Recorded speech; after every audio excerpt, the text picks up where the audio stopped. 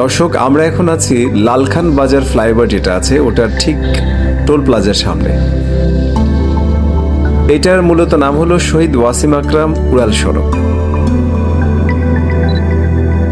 লালখান বাজার ফ্লাইওভার পতেঙ্গা এবং এয়ারপোর্ট যাওয়ার জন্য এই ফ্লাইওভারটি একটি বিশেষ ভূমিকা পালন করে।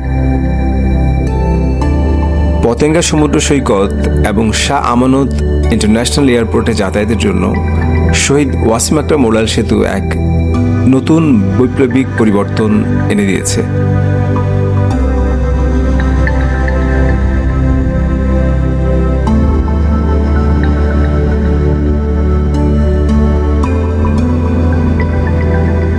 চিটাগং শহরের যানজট সম্পর্কে সবাই জানি আমরা।